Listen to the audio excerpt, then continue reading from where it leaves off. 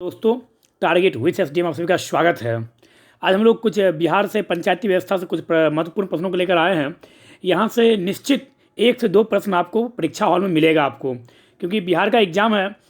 तो पॉलिटी में पंचायती राज से 1 से 2 प्रश्न पूछा जाएगा आपसे।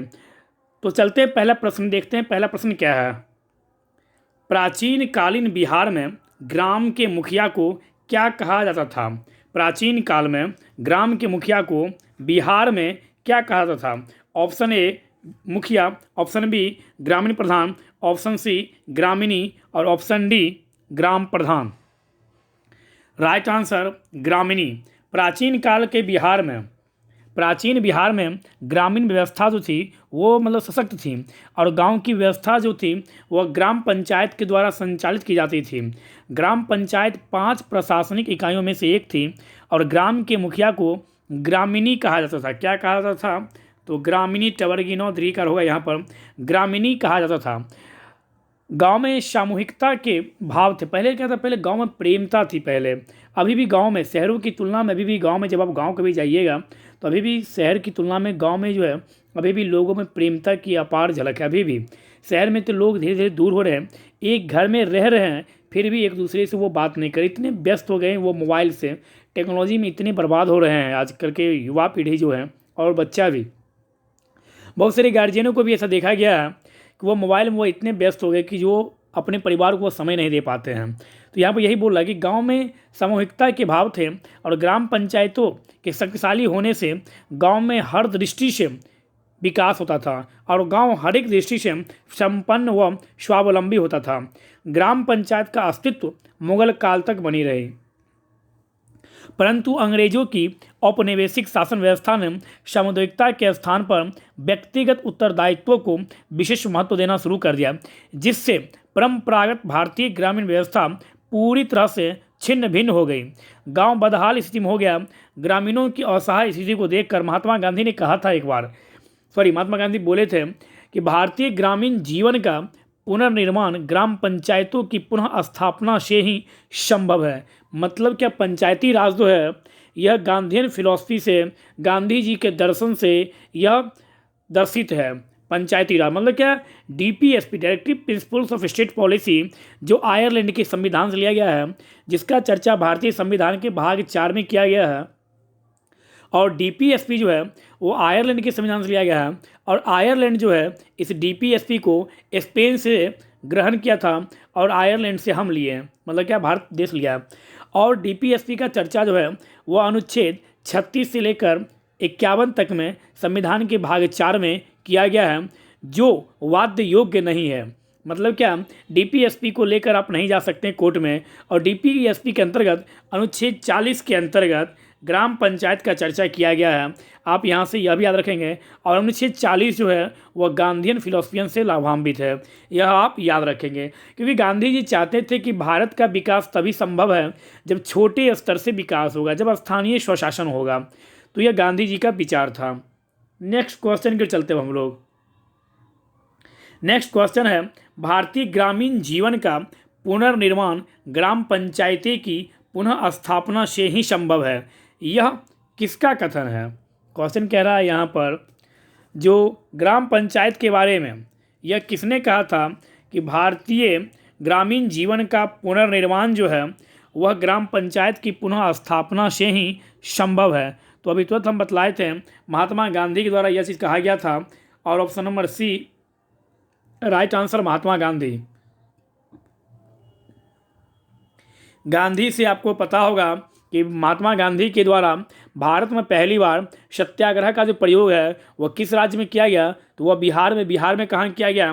तो चंपारण में किया गया। 1917 चंपारण नील की खेती 3 कट्ठिया प्रथा जिसको बोलते हैं, मतलब क्या, 1 बीघा जमीन पर 3 कट्ठा में नील की खेती करना अनिवार्य था।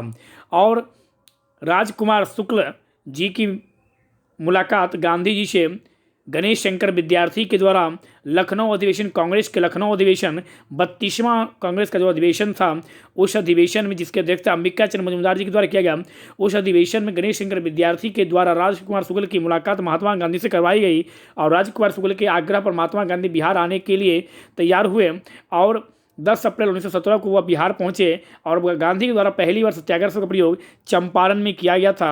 आप यहाँ से यह भी याद रखेंगे। और गांधी का पहला आंदोलन भी चंपारण ही था भारत में। गांधी जी 1893 ईस्वी में अफ्रीका गए थे और 1915 में भारत आए थे और उनके आगमन पर ही 9 से 11 जनवरी के बीच प्रत्येक वर्ष भारतीय प्रवासी दिवस मनाया जाता है।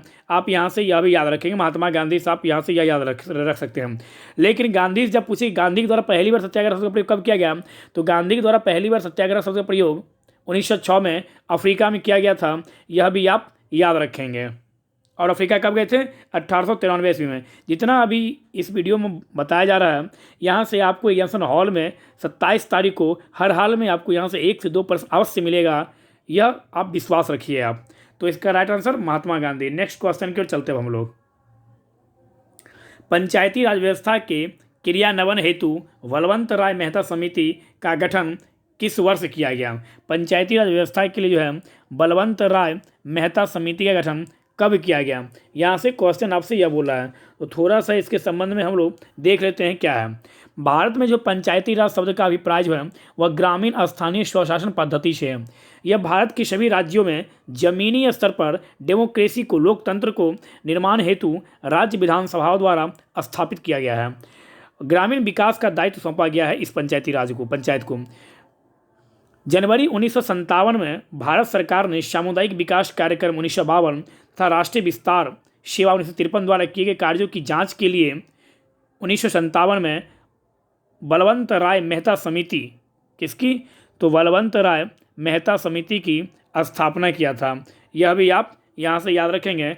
Option number D right answer है इसका। तो बलवंत राय मेहता समिति का गठन कब किया गया? तो बलवंत राय मेहता समिति का जो गठन जो है, इस समिति के अध्यक्ष बलवंत राय मेहता थे और समिति ने नवंबर 1957 को अपनी रिपोर्ट सौंपी और लोकतांत्रिक विकेंद्रीकरण की योजना की सिफारिश की। क्वेश्चन यहाँ पर क्या है? तो पंचायती राज व्यवस्था के क्रियान्वयन हेतु बलवंत राय मेहता समिति का गठन किस वर्ष किया गया? तो गठन किया गया था 1956 में। गठन किया गया था 1956 में, लेकिन बलवंत राय मेहता ने अपनी रिपोर्ट कब सौंपी? तो बलवंत राय मेहता ने अपनी रिपोर्ट सौंपी 1957 में। और बलवंत राय मेहता के द्वारा कुछ प्रमुख सिफारिश किया गया था, जिसमें सबसे पहला और सबसे मोस्ट इंपोर्टेंट सिफारिश था 3 स्तरीय पंचायती राज पद्धति की स्थापना करना। गांव के स्तर पर ग्राम पंचायत, ब्लॉक स्तर पर पंचायत समिति और जिला स्तर पर जिला परिषद। ये तीनों स्तर आपस में अप्रत्यक्ष चुनाव द्वारा जुड़े होने चाहिए। ग्राम पंचायत की स्थापना प्रत्यक्ष रूप से चुने हुए प्रतिनिधियों द्वारा होना चाहिए, जबकि पंचायत समिति और जिला परिषद का गठन अप्रत्यक्ष रूप से चुने सदस्यों द्वारा होना चाहिए। सभी योजना और विकास के कार्य इन निकायों को सौंपे जाने चाहिए पंचायत में, और जिला परिषद का अध्यक्ष जिलाधिकारी होना चाहिए। यह किसने कहा था? तो बलवंत राय मेहता के द्वारा यह कहा गया, मतलब कि बलवंत राय मेहता समिति द्वारा यह कहा गया। समिति के इन सिफारिशों को राष्ट्रीय विकास परिषद, मतलब क्या एनडीसी नेशनल डेवलपमेंट काउंसिल द्वारा जनवरी 1958 में स्वीकार किया गया। मतलब क्या? कमेटी का गठन हुआ 56 में, रिपोर्ट दिया 57 में, और बलवंत राय मेहता समिति की रिपोर्ट को राष्ट्रीय विकास परिषद के द्वारा कब अपनाया गया? तो 1958 में अपनाया गया। परिषद ने किसी विशिष्ट प्रणाली या नमूने पर जोर नहीं दिया और यह राज्यों पर छोड़ दिया ताकि वे अपने स्थानीय स्थिति के अनुसार इन बातों को विकसित करें, किंतु बुनियादी सिद्धांत और मुख्य आधारभूत विशेषताएं पूरे देश में समान होनी चाहिए, यह भी यह कमेटी कहा था। तो भारत में पंचायती राज जो है वह सबसे पहले देश का पहला राजस्थान में किया गया। और राजस्थान कब किया गया? तो 2 अक्टूबर 1959 को राजस्थान के नागौर जिले में उस समय प्रधानमंत्री थे पंडित जवाहरलाल नेहरू के द्वारा यह किया। और उसके बाद इस योजना का प्रारंभ जो है 1959 में ही आंध्र प्रदेश में भी किया गया था। आप यहाँ से यह भी याद रखेंगे। तो सबसे पहले कहाँ किया गया पंचायती व्यवस्था? तो पंचायती व्यवस्था राजस्थान के नागौर जिला में पंडित जवाहरलाल नेहरू के द्वारा किया गया। पंडित जवाहरलाल नेहरू से आप याद रखेंगे, भारत के सबसे लंबे समय तक प्रधानमंत्री रहने वाले व्यक्ति कौन थे? पंडित जवाहरलाल नेहरू। पंडित जवाहरलाल नेहरू मतलब कि 16 वर्ष 9 महीना 13 दिन लगभग यह पर भारत के प्रधानमंत्री पद पर रहे। और पंडित जवाहरलाल नेहरू से आप याद रखेंगे, नेहरू जी से जो संघ संविधान समिति और संघ शक्ति समिति संविधान सभा के लिए उस समिति के पंडित जवाहरलाल नेहरू अध्यक्ष भी थे। और 13 दिसंबर 1946 को संविधान सभा में पंडित नेहरू के द्वारा उद्देश्य प्रस्ताव पेश किया गया था, जो उद्देश्य प्रस्ताव 22 जनवरी 1947 को संविधान सभा के द्वारा एक्सेप्ट किया गया, मतलब क्या पारित किया गया, यह भी याद रखेंगे। और जवाहरलाल नेहरू साहब याद रखेंगे 1929 कांग्रेस का लाहौर अधिवेशन जो लाहौर राबड़ी नदी की तरफ स्थित है, उसमें कांग्रेस द्वारा पहली बार पूर्ण स्वराज की मांग की गई थी, यह भी आप यहाँ से याद रखेंगे। चलते हैं नेक्स्ट प्रश्न की ओर।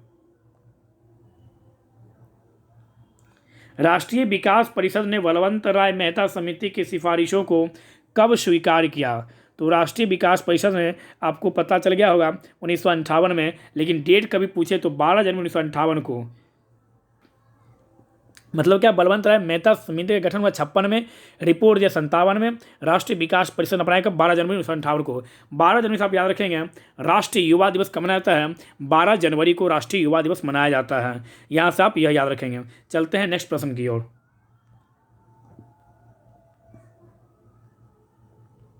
भारत में पंचायती राज व्यवस्था का शुभारंभ भारत पंचायती राज का शुभारंभ कब हुआ था? यहाँ पर यह पूछ रहा है। तो 2 अक्टूबर 1959 को। 2 अक्टूबर, option number B is right answer. 2 अक्टूबर 1959 को कहाँ हुआ था? तो राजस्थान में कहा? तो नागौर जिला में। किसके द्वारा? पंडित जवाहरलाल नेहरू के द्वारा, जो हमारे देश के पहले प्राइम मिनिस्टर हुए हैं, पंडित जवाहरलाल नेहरू। आप यहाँ से यह भी याद रखेंगे। चलते हैं नेक्स्ट प्रश्न की ओर। पंचायती राज व्यवस्था स्थापित करने हेतु कौन सा संविधान संशोधन किया गया? पंचायती राज व्यवस्था स्थापित करने हेतु कौन सा संविधान संशोधन किया गया? तो 73वां संविधान संशोधन जो है यह पंचायती राज स्थापित करने के लिए यह क्या, कौन सा? तो 73 अमेंडमेंट के तहत भारत में पंचायती राज व्यवस्था के लिए यह लाया गया। कब? तो 1992-93 में यह, मतलब 92 में यह संशोधन हुआ। और जब भी कभी पूछे आपसे कि यह लागू कब हुआ, तो 93 में यह लागू हुआ। मतलब क्या, अमेंडमेंट कब लाया गया? 72 में। तो यहाँ से आप यह भी याद रखेंगे। कब? तो 1992 में। 73 अमेंडमेंट किससे संबंधित है? पंचायती राज से। इसके तहत, इस संविधान संशोधन के तहत पंचायतों को कुल 29 सब्जेक्ट, कुल कितना विषय दिया गया पंचायतों को? तो पंचायतों को कुल 29 विषय इसके तहत, किसके तहत? तो 73 अमेंडमेंट के तहत कुल 29 विषय दिया गया था पंचायतों को। और इसी अधिनियम के तहत एक नया खंड भी संविधान में जोड़ा गया। कौन सा? तो 9वां भाग, संविधान का भाग 9 जोड़ा गया, जिसके तहत इसे पंचायत नाम दिया गया इसमें। और अनुच्छेद 243 से लेकर 243(9) तक में, मतलब क्या आप बोल सकते हैं 243 से 243(9), ये वाला 9, जिसको हम लोग बाबाजी वाला 9 बोल सकते हैं, यह किया गया। और इसी 73वां संविधान संशोधन के तहत भारतीय के संविधान में 11वीं अनुसूची भी जोड़ा गया। और जिसमें कुल कितना विषय वस्तु दिया गया? तो 29 विषय दिया गया था पंचायत को। और इस अधिनियम में संविधान के 40वें अनुच्छेद को एक व्यवहारिक रूप दिया, जिसमें कहा गया कि ग्राम पंचायतों को गठित करने के लिए राज्य कदम उठाएगा और उन्हें यह आवश्यक शक्तियों और अधिकारों से विभूषित करेगा, जिससे कि वे स्वशासन की इकाई की तरह कार्य करने में सक्षम हो। यह अनुच्छेद राज्य के नीति निषेध सिद्धांतों का एक हिस्सा है। कौन सा? तो आप बता सकते हैं 73वां संविधान संशोधन जो 1992 में हुआ था, इसके तहत 11वीं अनुसूची जोड़ी गई भारत में। कौन सा भाग जोड़ा गया? तो 9वां भाग जोड़ा गया, जिसके तहत पंचायत के बारे में कहा गया। आप यहाँ से यह भी याद रखेंगे। यह अधिनियम देश में जमीनी स्तर पर लोकतांत्रिक संस्थाओं के विकास में एक महत्वपूर्ण कदम उठाया। और भारतीय लोकतंत्र, यह जो है, इस अधिनियम से भारतीय लोकतंत्र में बहुत बड़ा बदलाव आया। और यह देश में लोकतंत्र को जमीनी स्तर पर तैयार करने की एक क्रांतिकारी संकल्पना है। आप यहाँ से यह भी याद रखेंगे।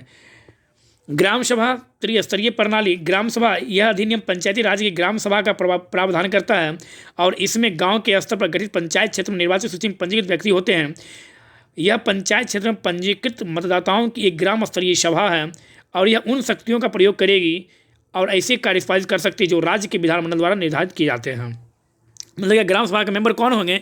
जिनका उम्र 18 वर्ष हो गया हो और जिनका नाम मतदाता सूची में हो, वह ग्राम सभा के वह मेंबर होंगे।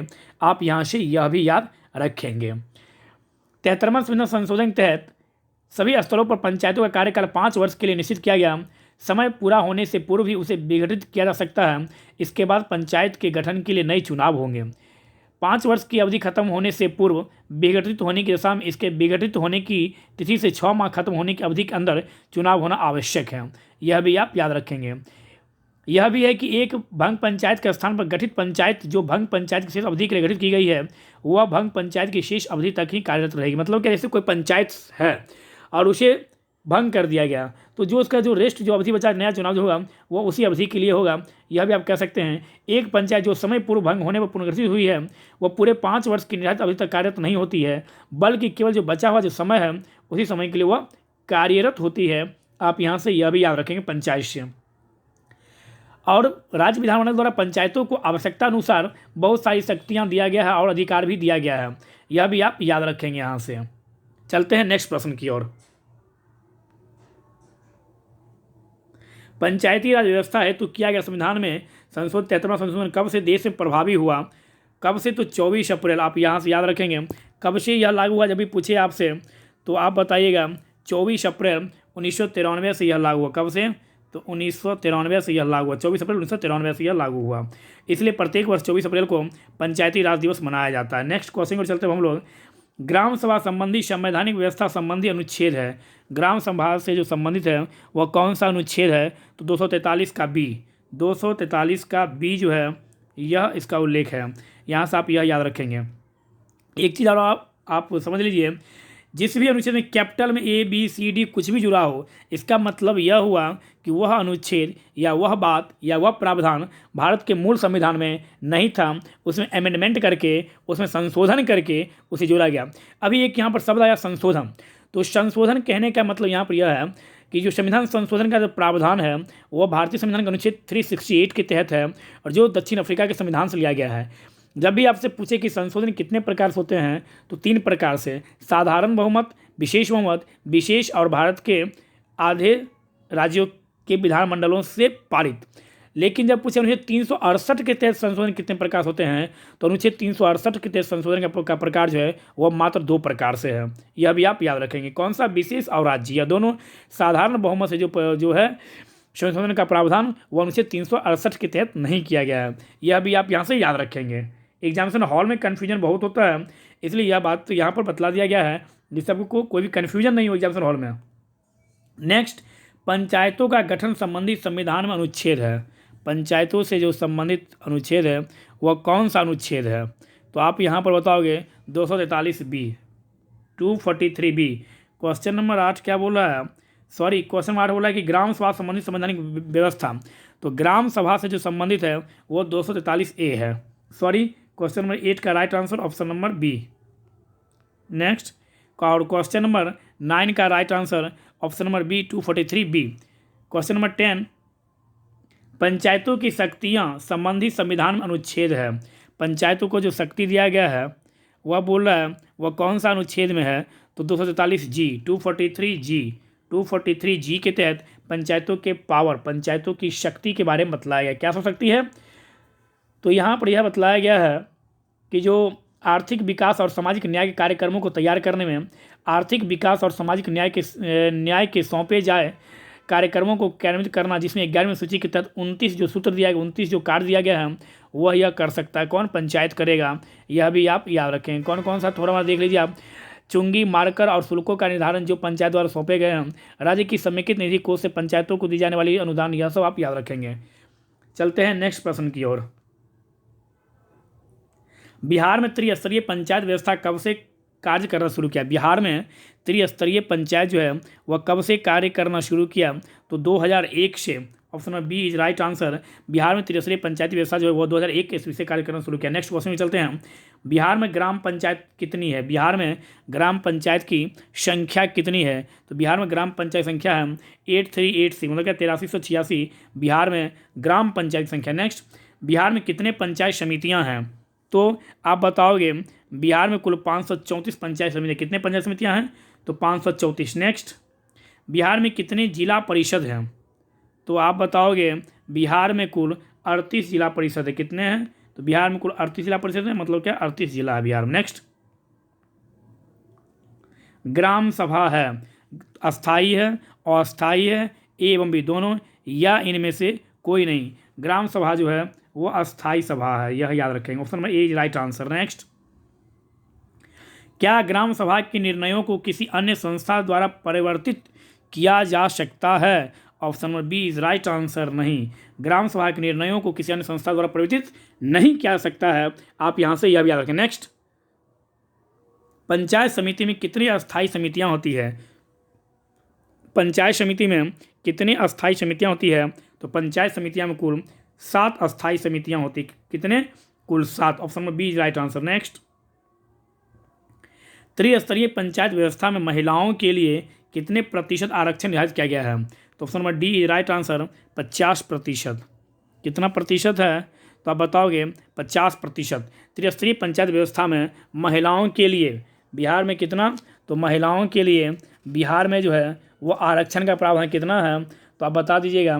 बिहार में कुल आरक्षण का जो प्रावधान है वह है 50%। किसके लिए, महिलाओं के लिए ग्राम पंचायत में यह चीज़ किया गया है 50%। यह आप याद रखें, क्योंकि आरक्षण से बहुत बार प्रश्न यह पूछा जा चुका है, तो यहाँ से आप यह याद रखेंगे कि 50%। कभी कभी वह पूछ लेता है आपसे, तो आप याद रखेंगे यहाँ पर कि 243 के अनुसार पंचायतों का चुनाव होता है। किस अनुच्छेद के तहत, तो अनुच्छेद 243 के अनुसार पंचायतों का जो चुनाव का जो प्रावधान है वह भारतीय संविधान के अनुच्छेद 243 के में दिया गया है। और 243 सी के तहत पंचायतों का गठन होता है। पंचायतों का गठन किस अनुच्छेद के तहत होता है, तो पंचायतों का जो गठन है वह अनुच्छेद 243 सी के तहत पंचायतों का गठन होता है। और पंचायतों का संविधान तो 243 बी के तहत। और ग्राम सभा कुछ याद रखिए ना रखिए, यह आप हर हाल में याद रखिएगा, 243 ए के तहत, 243 ए के तहत ग्राम सभा का चर्चा किया गया है। यह बहुत बार पूछा जा चुका है, यह आप यहाँ से याद रखें। किसके तहत, 243 ए के तहत ग्राम सभा का चर्चा किया गया है भारतीय संविधान में। यहाँ से आप यह भी याद रखें। और बिहार में कितना स्तरीय है, तो बिहार में है कुल 3 स्तरीय, ग्राम पंचायत, पंचायत और जिला परिषद। यह भी आप यहाँ से याद रखेंगे। चलते हैं नेक्स्ट प्रश्न की ओर। नेक्स्ट क्वेश्चन है नेक्स्ट क्वेश्चन है पंचायत समिति के एक सदस्य का चयन होता है, तो 5000 की आबादी पर पंचायत समिति के एक सदस्य का चुनाव होता है। नेक्स्ट क्वेश्चन को चलते हैं हम लोग। स्थानीय शासन को किस वर्ष राज्य का विषय का दर्जा दिया गया है। स्थानीय स्वशासन को किस वर्ष राज्य के विषय का दर्जा दिया गया है, तो 1935 भारत शासन अधिनियम, 1935 भारत शासन अधिनियम के तहत स्थानीय शासन को राज्य का दर्जा दिया गया है। दोस्तों अब यह था हिस्सा देख लीजिए। अभी भी वक्त है, संभल जाइए, only focus on your goals. मतलब कि अभी भी 5 से 7 दिन है आपके एग्ज़ाम में, और अभी भी लगातार मेहनत कीजिए और घबराइए नहीं, और अपने अंदर आत्मविश्वास बना कर रखिए। अब बस जो पढ़ चुके हैं उसी को रिवीजन कीजिए। और एग्जामिनेशन हॉल में बार बार हम एक ही बात रिक्वेस्ट कर रहे हैं कि अपने ऊपर आत्मविश्वास बना कर रखिए, और एग्जामिनेशन हॉल में घबराइएगा नहीं कि 5 लाख इतना भीड़ है। जो पहले बार दे रहे हैं एग्ज़ाम, उन छात्रों से आग्रह है कि वो घबराइएगा नहीं कि इतना भीड़ है, मेरा होगा नहीं होगा, हम तो कुछ जानते ही नहीं हैं। आप जो जानते हैं वह कोई नहीं जानता है। आपको यह सोच कर एग्जामिनेशन हॉल में एंट्री करना है, ठीक है। और घबराना नहीं है, आएगा तो बनेगा, नहीं आएगा नहीं बनेगा। लेकिन प्रत्येक क्वेश्चन पे हमें कम से कम 20 से 30 सेकंड हमें समय देना है, और पूरे क्वेश्चन को सही ढंग से पढ़ना है। जितना अटेम्प्ट पूरा लेना है, क्योंकि माइनस मार्किंग है नहीं, तो 150 का 150 आपको सॉल्व करना है, यह भी निश्चित है, क्योंकि माइनस मार्किंग नहीं है। लेकिन यह नहीं कि क्वेश्चन आया और आंख बंद करके सीधा टिक लगाते चले गए हम, और भगवान का नाम लेंगे, जय हनुमान जी सही कर दीजिए। हनुमान जी के पास उतना समय नहीं है जो वो आके और आपके एग्जामिनेशन हॉल में वो आपका कॉपी सही करेंगे। वो यह आपको खुद करना है, और इसके लिए आपको मेहनत करना पड़ेगा, और लगातार मेहनत कीजिए। 5 से 7 दिन अब तो बचा ही, अब एग्ज़ाम का 1 से 2 दिन के अंदर आपका एडमिट कार्ड हुआ जारी किया जाएगा। तो इस हिसाब से अपने एम की ओर फोकस रहिए। और दुनिया उसी को पूछती है जिसके पास पैसा होता है, जिसके पास सफलता होता है। जो सफल होता है वही पूजनीय होता है। आपके पास कितना ज्ञान है कोई वैल्यू नहीं रखता, आप कितने स्मार्ट हो इसका कोई वैल्यू नहीं रखता है। आपके पास अभी का वर्तमान दुनिया का जो वैल्यू है उसमें है कि यदि आप सक्सेस हो तो आप सफल हो। मतलब क्या, यदि आप सक्सेस हो तो आप पूजनीय हो, आप बहुत ज्ञानी हो, लेकिन आप यदि सक्सेस नहीं हो, यदि आप सफल नहीं हो, यदि आपके पास जॉब नहीं है, तो आप समाज की नज़रों में और खुद अपने ही नज़रों में आपको कभी कभी खुद के भी नज़रों में आपको पछतावा होगा। तो इस पछतावा से बचने के लिए आपको लगातार 5 से 7 दिन अपना पूरा टाइम इसमें पूरा एनर्जी झोंक दीजिए, और फिर 27 तारीख से 4 दिन आप पूरा मस्ती कीजिए, और नया साल भी खूब अच्छे से मनाइएगा। यदि एग्ज़ाम अच्छा जाएगा तो नया साल और अच्छा से मनेगा। इसलिए लगातार पढ़िए, मेहनत कीजिए, और इस वीडियो को देखिए, और इस 20 प्रश्नों को आप बनाइए, और कमेंट सेक्शन में कहिए कि यह प्रश्न आपको कैसा लगा। धन्यवाद।